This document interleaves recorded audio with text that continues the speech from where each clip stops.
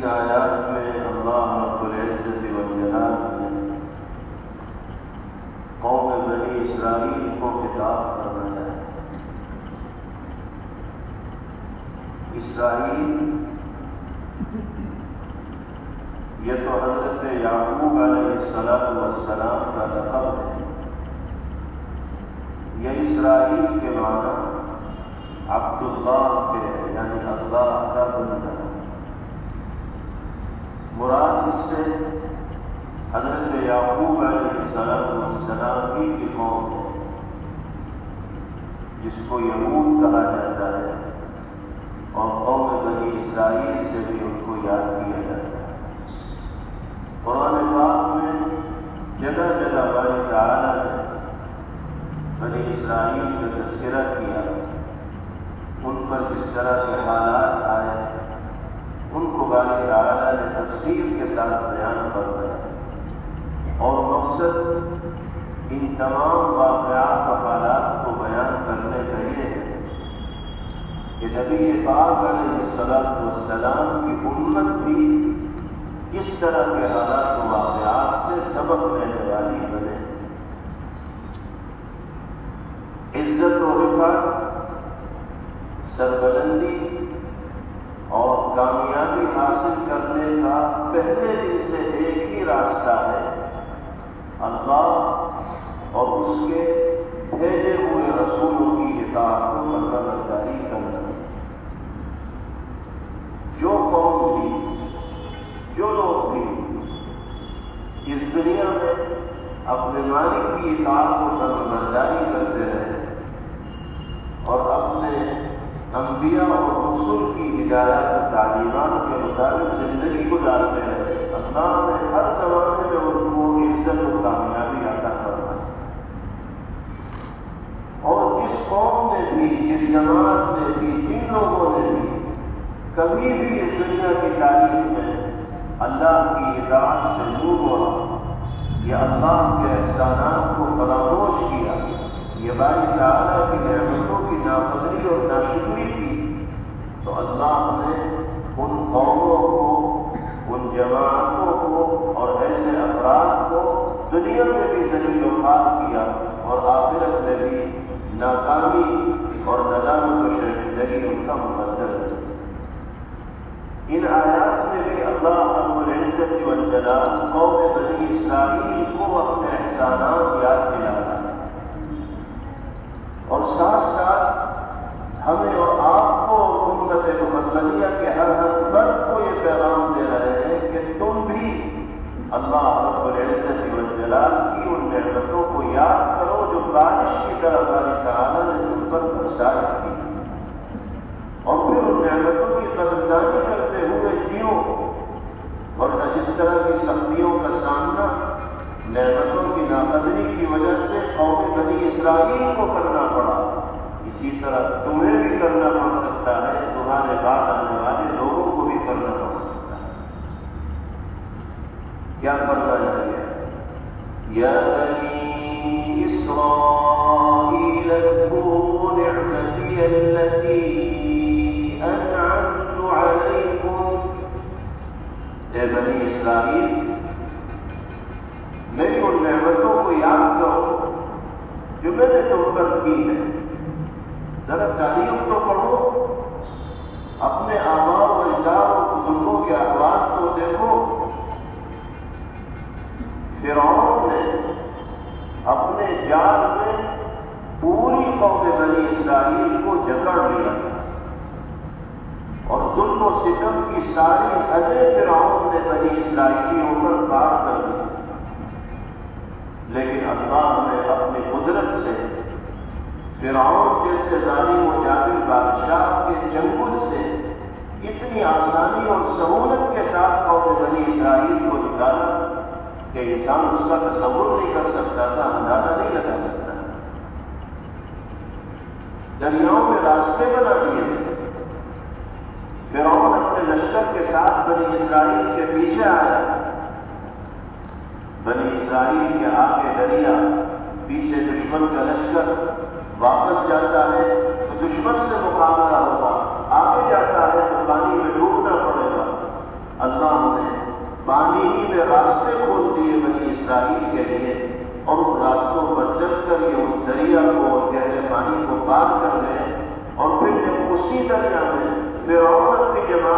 ساتھ آیا تو اللہ کے حکم سے پانی کی سطح برابر ہو گئی اور سب کے سب اس پہ ڈوب کر گزر گئے۔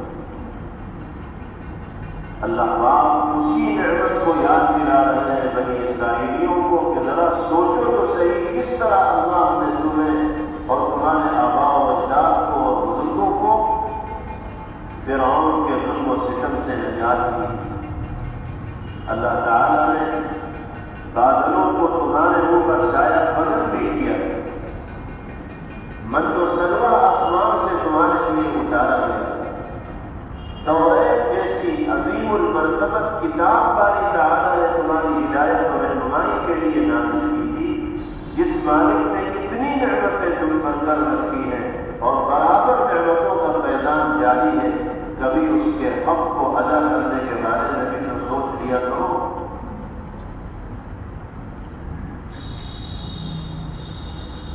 وَأَوْفُوا بِعَهْدِي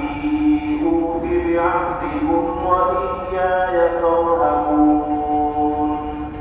اپنی نعمتوں کو یاد دلایا اور پھر فرمایا کہ مجھ سے تمہارا جو معاہدہ ہوا ہے اسے پورا کرو، اس لیے کہ وعدہ پورا کرنا انسان کی اچھی صفت مانا جاتا ہے اور وہی شخص کامیاب ہوتا ہے جو قول و قرار کا پختہ ہوتا ہے اور وعدہ وفا کرنے والا ہوتا ہے۔ اللہ نے کیا وعدہ کیا؟ قرآن پاک میں ایک وعدے کا تذکرہ کیا گیا، وَلَقَدْ أَخَذَ اللَّهُ مِيثَاقَ بَنِي إِسْرَائِيلَ وَبَعَثْنَا مِنْهُمُ 12 نَقِيبًا وَقَالَ اللَّهُ إِنِّي مَعَكُمْ لَئِنْ أَقَمْتُمُ الصَّلَاةَ وَآتَيْتُمُ الزَّكَاةَ وَآمَنْتُمْ بِرُسُلِي وَعَزَّرْتُمُوهُمْ وَأَقْرَضْتُمُ اللَّهَ قَرْضًا حَسَنًا۔ اللہ نے فرمایا تھا کہ اگر تم نے نمازوں کی پابندی، زکات کی ادائیگی کا اہتمام کیا، میرے رسولوں کے اوپر ایمان لائے اور میرے رسولوں کو تم نے تقویت پہنچائی اور میرے ساتھ قرض حسنہ کا معاملہ کیا، تو میرا تمہارا وعدہ ہے لَأُكَفِّرَنَّ عَنْكُمْ سَيِّئَاتِكُمْ، تمہارے سارے گناہوں کو بخش دوں، وَلَأُدْخِلَنَّكُمْ جَنَّاتٍ تَجْرِي مِن تَحْتِهَا الْأَنْهَارُ، اور ایسے باغات میں تمہیں داخل کروں گا، ایسی جنتیں تمہارے لیے مقرر کروں گا جس کے نیچے میٹھے پانی کی نہریں جاری ہوں۔ یہ وعدہ فرمایا تھا اللہ نے قوم بنی اسرائیل، اور ایک دوسرا وعدہ باری تعالیٰ نے بنی اسرائیل سے یہ کیا تھا کہ جب ہم اپنے آخری نبی محمد عربی صلی اللہ تعالی علیہ وسلم کو انسانیت کی ہدایت اور رہنمائی کے لیے دنیا میں بھیجیں گے تو تمہیں ان پر ایمان لانا ہوگا۔ توریت میں اللہ پاک نے نبی آخر الزمان محمد عربی صلی اللہ تعالی علیہ وسلم کا تذکرہ فرمایا اور بتایا کہ ہم محمد کی شکل میں اپنا آخری نبی اس دنیا کے اندر بھیجیں گے، اور سب سے یہ کہا گیا کہ ان کے آنے کے بعد ان کی اتباع و پیروی اور ان کی ذات پاک پر ایمان لانا انسان کے لیے کامیابی اور کامرانی کی ضمانت و گارنٹی ہو۔ اللہ تعالیٰ اسی وعدے کو یاد دلا رہا ہے، وَأَوْفُوا بِعَهْدِي أُوفِ بِعَهْدِكُمْ، مجھ سے کیا ہوا وعدہ پورا کرو، میں نے تم سے جو وعدہ کیا ہے تو اسے پورا کرو، یعنی تم اگر میرے حبیب محمد صلی اللہ علیہ وسلم پر ایمان لاؤ گے اور ان کی ہدایات و تعلیمات کو اپنی زندگی میں جگہ دو گے تو میرا وعدہ ہے تمہارے گناہوں کو بخش دوں گا اور جنت میں داخلہ تمہارے لیے مقدر کروں گا۔ وعدہ پورا کرنا ایفائے عہد ایک ایمان والے کی نشانی اور علامت ہے۔ ایک اچھے مسلمان کی جو خوبیاں ہوتی ہیں ان میں سے ایک اہم خوبی یہ ہے کہ وہ اپنی زبان کا پکا ہوتا ہے، اپنے عمل کا پختہ ہوتا ہے، جو معاہدہ کر لیتا ہے طے کر لیتا ہے پھر وہ اس کی خلاف ورزی نہیں کرتا۔ وعدہ کر کے اس کو توڑ دینا اور وعدہ نہ کرنا، یاد رکھیے یہ مسلمانوں کی شان نہیں، یہ تو منافقوں کا طریقہ۔ حدیث پاک میں ارشاد فرمایا گیا آیۃ المنافق ثلاث اذا حدث كذب واذا وعد اخلف واذا اؤتمن خان۔ منافق کی 3 نشانیاں، جب بولتا ہے تو جھوٹ ہی بولتا ہے، سچ اس کی زبان پر آتے ہی عادی ہو گیا ہے جھوٹ بولنے۔ وَإِذَا وَعَدَ أَخْلَفَ، اور جب وعدہ کرتا ہے تو اسے پورا کرنے کا کوئی اہتمام نہیں کرتا، معمولی مفادات کی وجہ سے وعدے کو توڑ بیٹھتا ہے، خلاف ورزی کرتا ہے۔ اور جب اس کے پاس کوئی امانت رکھی جائے تو اس کے اندر وہ خیانت کرتا ہے۔ نفاق کوئی معمولی گناہ نہیں، بلکہ نفاق کو کفر کا ایک حصہ قرار دیا گیا ہے۔ اندازہ لگائیے کہ کتنے بڑے درجے کا گناہ ہے نفاق، جس کو کفر کا حصہ قرار دیا گیا، اور اسی نفاق کی نشانی ہے وعدہ خلافی کرنا، عہد شکنی کرنا، معاہدے کے بعد اس کو توڑ دینا۔ ہمارے لیے سرکار دو عالم جناب محمد رسول اللہ صلی اللہ علیہ وسلم کی ذات گرامی آئیڈیل اور نمونہ، پیغمبر علیہ السلام نے وعدہ پورا کرنے کے سلسلے میں دنیا کے سامنے وہ نظیر پیش کی ہے کہ شاید اب قیامت تک کوئی اس کا ہمسر اور اس کا مثل پیش نہ کر سکے۔ حضرت عبداللہ ابن ابی حبشہ رضی اللہ عنہ فرماتے ہیں کہ ایک مرتبہ نبی پاک علیہ السلام سے میری ملاقات ہوئی، اور میں نے خرید و فروخت اور لین دین کے سلسلے میں پیغمبر علیہ السلام سے کچھ گفتگو کی، بات چیت۔ اسی گفتگو کے دوران مجھے کوئی چیز یاد آئی، میں نے پیغمبر علیہ السلام سے عرض کیا کہ حضرت ایک اہم چیز یاد آ گئی ہے، میں ذرا اس کو پورا کر کے آتا ہوں، پھر معاملہ مکمل کریں۔ نبی پاک علیہ السلام نے اجازت دے دی۔ حضرت عبداللہ فرماتے ہیں کہ میں چلا گیا، اللہ نے کرنا ایسا ہوا کہ میرے ذہن سے بالکل یہ بات نکل گئی کہ میرا انتظار نبی پاک علیہ السلام فرما رہے۔ ایک دن گزرا، دوسرا دن گزرا، تیسرا دن آیا تو عبداللہ ابن ابی حبشہ کو یاد آیا کہ میں تو نبی پاک علیہ السلام سے درمیانی میں معاملہ چھوڑ کر اپنی ضرورت پوری کرنے کے لیے آ گیا تھا، اب جاؤں خبر لوں اور گفتگو کو آگے بڑھاؤں۔ چنانچہ فرماتے ہیں کہ پھر جب میں پیغمبر علیہ السلام سے ملاقات کے لیے حاضر ہوا تو مجھے نبی پاک علیہ السلام کو دیکھ کر حیرت کی انتہا نہ رہی کہ جس مقام پر 3 دن پہلے میں نے پیغمبر علیہ السلام سے ملاقات کی تھی، آپ وہیں موجود تھے اور تشریف پر رہے۔ میں حاضر خدمت ہوا اور میں نے بڑی ندامت اور شرمندگی کا اظہار کیا اور عرض کیا کہ یا رسول اللہ، بھول گیا تھا، آپ نے کسی طرح کی ناراضگی کا اور ناگواری کا اظہار نہیں فرمایا، بس صرف یہ کہا یا فتى لقد شققت علی انا هاهنا انتظرك منذ 3۔ فرمایا کہ نوجوان، تم نے تو ہمیں مشقت میں ڈال دیا، 3 دن سے یہیں پر تمہارے انتظار میں ہے۔ یہ کردار نبی پاک علیہ السلام کر کے جو وعدہ کر لیا اس کی خلاف ورزی کا تصور نہیں ہو سکتا۔ ہر مسلمان کی یہی شان ہونی چاہیے۔ پیغمبر علیہ السلام کے اس کردار کی روشنی میں ہمیں اپنے اعمال کا جائزہ لینے کی ضرورت ہے، اپنی زندگی کا محاسبہ کرنے کی ضرورت ہے کہ ہم قول و قرار کے کتنے کمزور ہیں،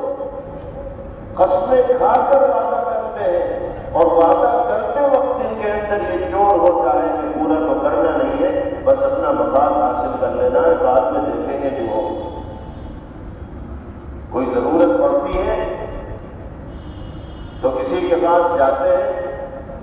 اور چکنی چپڑی باتیں کر کے اس کو اعتماد میں لے لیتے ہیں، جب وہ ہم پر بھروسہ کر لیتا ہے اور ہماری ضرورت پوری کر لیتا ہے تو ادائیگی کا جب نمبر آتا ہے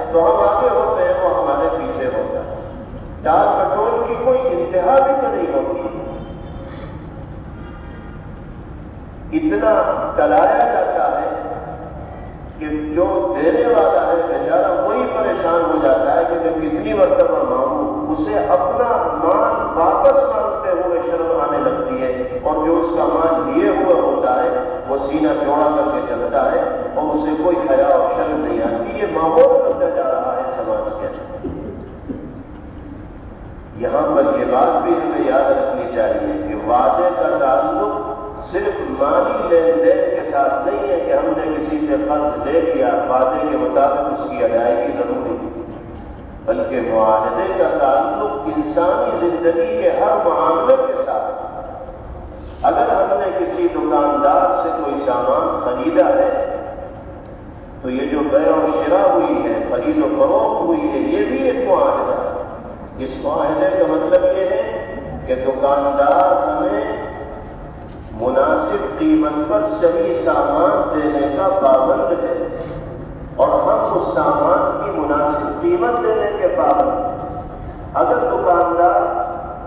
اس سامان سے کوئی عیب چھپائے گا اور ہمیں بتائے گا نہیں اور ویسے ہی دے دے گا اور اس کی قیمت دے دے گا تو وہ معاہدے کی خلاف ورزی کرنے والا ہے، کیونکہ اس نے دھوکہ دیا۔ اسی طریقے سے نکاح یہ بھی ایک معاہدہ ہے۔ جب شوہر و بیوی کے درمیان ایجاب و قبول ہو گیا اور دونوں کی زندگی ایک دوسرے کے ساتھ جڑ گئی تو اب شوہر کی یہ ذمہ داری ہے کہ وہ بیوی کے جملہ حقوق کو ادا کرے، اس کو عزت دے، اس کے جائز خرچوں کو پورا کرے، اس کو اپنی زندگی کا شریک اور ساتھی تصور کرے۔ بیوی کی یہ ذمہ داری ہے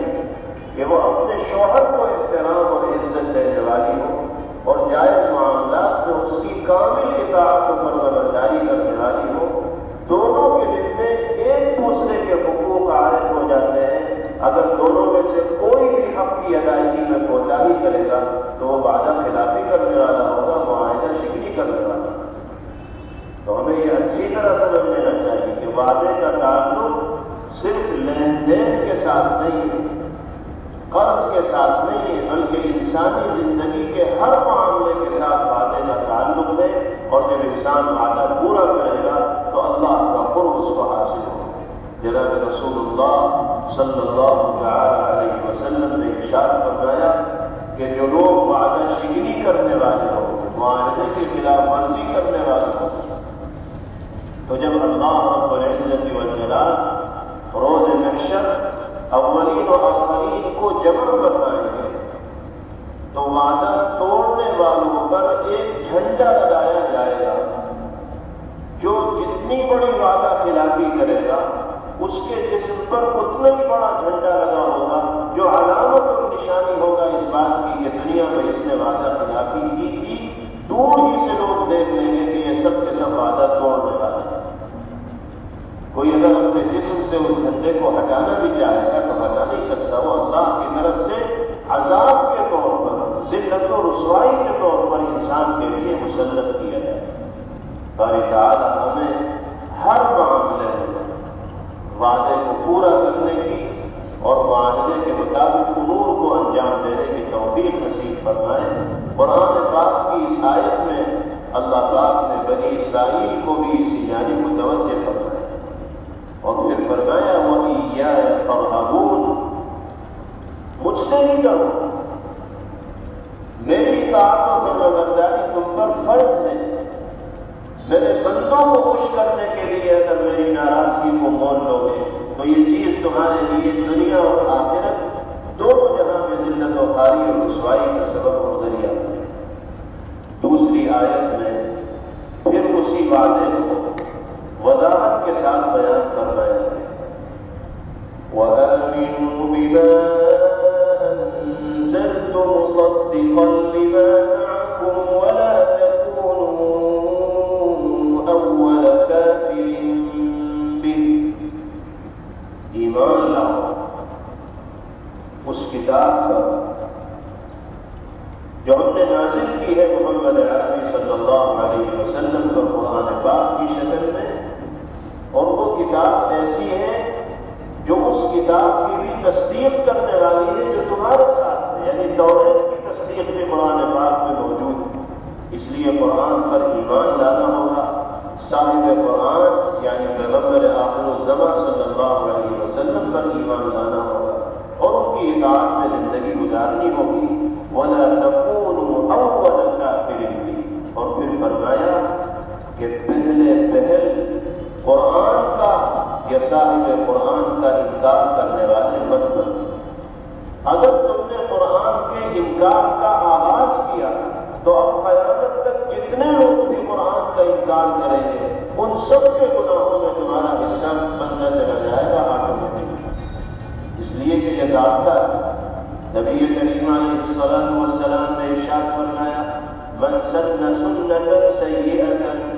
فلہ وزرها ووزر من عمل بها، جس نے کوئی برا طریقہ جاری کیا تو اسے اس برائی کا گناہ تو ملے گا ہی، جتنے لوگ قیامت تک اس برے طریقے پر عمل کرتے رہیں گے ان سب کے گناہوں میں پہلے گناہ کرنے والے کا حصہ لازمی طور پر۔ جیسے دنیا میں سب سے پہلے قتل کی واردات انجام دی ہے حضرت آدم علیہ السلام کے بیٹے قابیل۔ حابیل و قابیل کے درمیان اختلاف ہوا تو قابیل نے حابیل کو قتل کیا۔